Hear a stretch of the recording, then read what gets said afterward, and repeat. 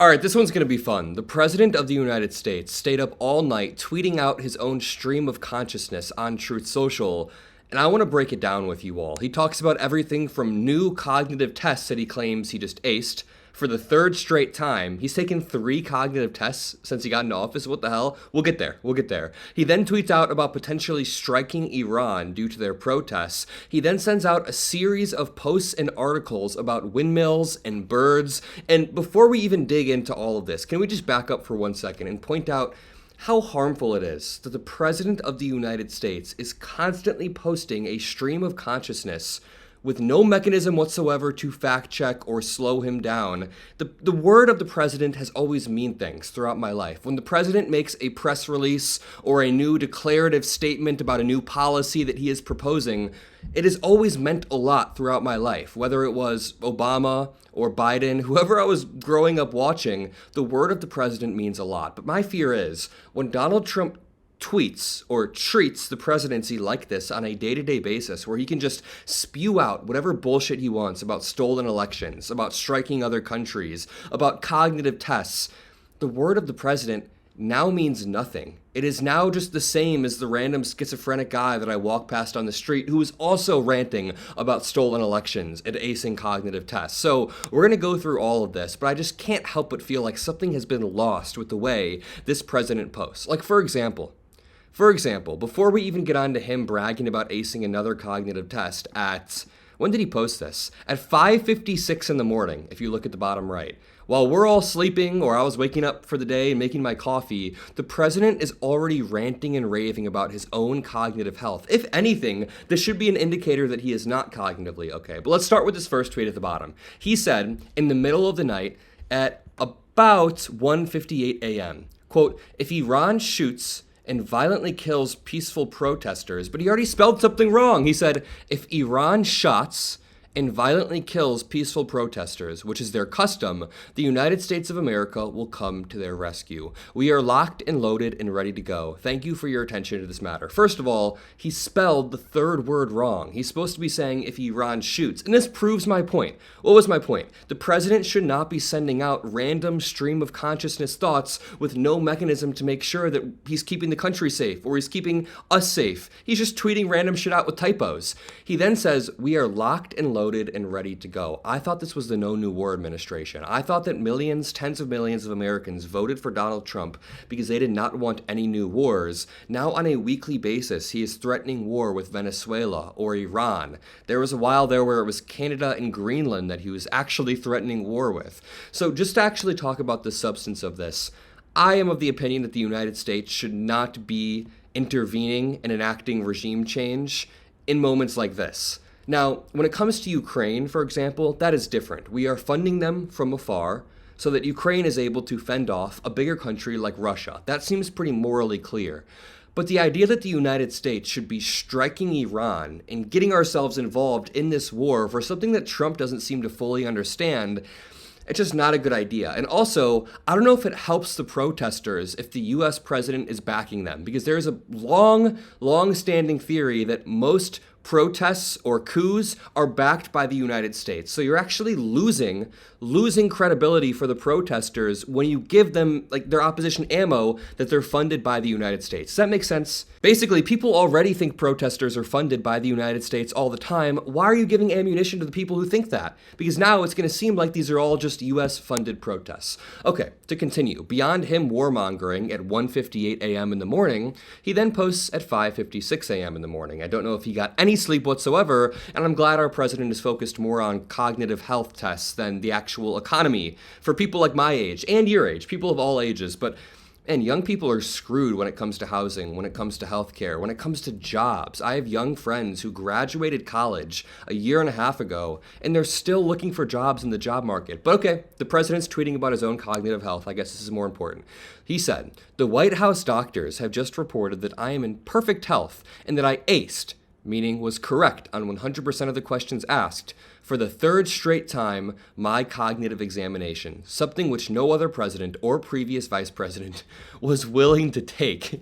He is still bragging about this dumb cognitive test that no other president even had to take. Obama didn't have to take a cognitive test because Obama was very, very mentally sharp. Biden, we can talk about that at a different time. He maybe should have taken a cognitive test at the end. But with Trump, holy shit, you've taken 3 cognitive tests where you identify an elephant and a giraffe, and he's more cocky after each test that he takes. He says, for the 3rd straight time, my cognitive examination, which no other president was willing to take, he passed. He says, P.S. I strongly believe that anyone running for president or vice president should be mandatorily forced to take a strong, meaningful, and proven cognitive examination. Our country cannot be run by stupid or incompetent people. It feels like this is all he has at this point. Like it is desperate cope. He's clinging on to the side of the cliff because Trump knows he isn't that smart on policy. He knows that he isn't that well-spoken. He knows that he's not an intellectual. He knows that he'll never be Obama. He'll never be half as smart as Biden. So all he can do is take this random cognitive examination and claim that because no other president took it, he's smarter than every other president. It's all just absolute BS.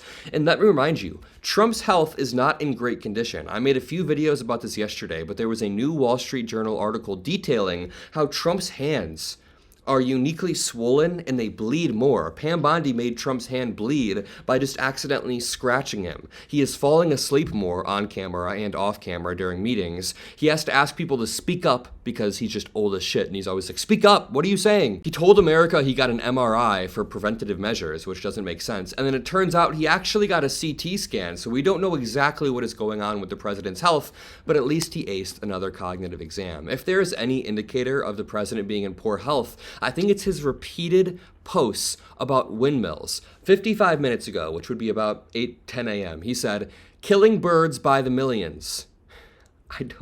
I don't even know why he's so obsessed with windmills. Listen, windmills, killing birds, bad. That is bad. But there's also a trade-off that you have to calculate at some point when it comes to renewable versus non-renewable energy and where we get it. And almost every single study unanimously says that windmills are the right direction.